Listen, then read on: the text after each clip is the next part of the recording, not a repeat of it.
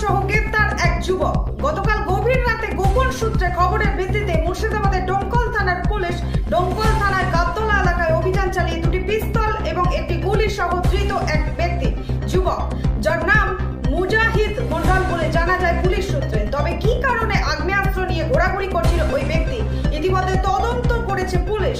ধৃত ব্যক্তিকে আজ 10 দিনের পুলিশি হেফাজত জানিয়ে বহরমপুর জেলা আদালতে পাঠান ডোমকল থানার পুলিশ। 5 যোজনার ঘর না পেলে আত্মহত্যা করতে বাধ্য, এমনই কথা এলাকার গরিব খেটে খাওয়া মানুষদের। ভোট আসে ভোট যায়, সাধারণ মানুষের সমস্যা থেকেই যায়। একের পর এক নির্বাচন কেটে যাচ্ছে, তবুও সুরাহা মিলছে না গরিব খেটে খাওয়া মানুষদের। প্রাপ্য উপভোক্তারা পাচ্ছে না আবাস যোজনার বাড়ি, শেষে বাড়ি না পেলে আত্মহত্যা করতে বাধ্য হব, এমনই কথা বললেন এক মহিলা। এই ঘটনায় মুর্শিদাবাদ জেলার ডোমকল 9 নম্বর গড়াইমারি শাহাদিয়ার এলাকায় হরিহরপাড়ায় ভয়াবহ পথ দুর্ঘটনায় আহত হলেন কমপক্ষে 6 জন। দেখুন টোটোর কি অবস্থা, দুটি টোটো নয়াঞ্জলিতে উল্টে গেল, আহত কমপক্ষে 6 জন। স্থানীয় বাসিন্দারা জানিয়েছেন, এদিন এক বাইক আরোহীকে সাইড দিতে গিয়ে নিয়ন্ত্রণ হারিয়ে দুটি টোটো উল্টে যায় নয়াঞ্জলিতে এবং স্থানীয় বাসিন্দারা বিকট আওয়াজ শুনে ঘটনাস্থলে ছুটে এসে রক্তাক্ত অবস্থায় আহতদের উদ্ধার করে প্রথমে বহরান প্রাথমিক স্বাস্থ্য কেন্দ্রে নিয়ে যায় এবং তাদের শারীরিক অবস্থায় অবনতি ঘটলে মুর্শিদাবাদ মেডিকেল কলেজ হাসপাতালে নিয়ে যায়।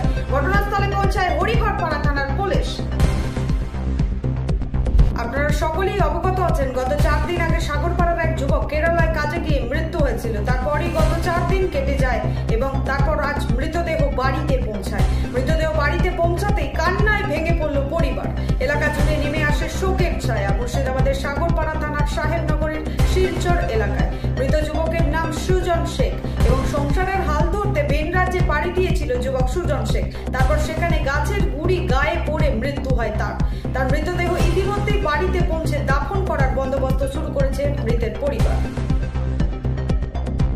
হাসপাতালে আহত ব্যক্তিদের দেখতে গেলেন কংগ্রেস নেতারা। মঙ্গলবার সকালে হরিহরপাড়া গাড়িনামা এলাকায় টোটো উল্টে আহত হন 6 জন যাত্রী। স্থানীয়রা উদ্ধার করে হরিহরপাড়া ব্লক প্রাথমিক স্বাস্থ্য কেন্দ্রে নিয়ে যায়। সেখান থেকে শারীরিক অবস্থার অবনতি ঘটলে 3 জনকে মুর্শিদাবাদ মেডিকেল কলেজ হাসপাতালে পাঠায় চিকিৎসকরা এবং ঘটনার খবর পেয়ে হরিহরপাড়া হাসপাতালে পৌঁছান হরিহরপাড়া ব্লক কংগ্রেস সভাপতি বিজয় শেখ ও যুব ব্লক সভাপতি রফিকুল ইসলাম।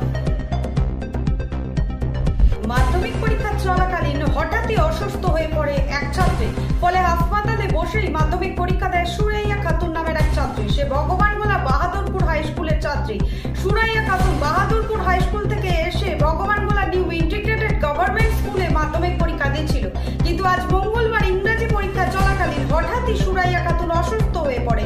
এর ফলে স্কুলের শিক্ষকরা, অভিভাবক এবং পুলিশকে সঙ্গে নিয়ে ওই ছাত্রীকে কানাপুকুর হাসপাতালে ভর্তি করে। এরপর কানাপুকুর হাসপাতালে বসে পরীক্ষা দেয় ওই ছাত্রী। আর এর প্রসঙ্গে মঙ্গলবার দুপুর 1:30 নাগাদ কানাপুকুর হাসপাতালে সাংবাদিকদের মুখোমুখি হয় স্কুলের শিক্ষক।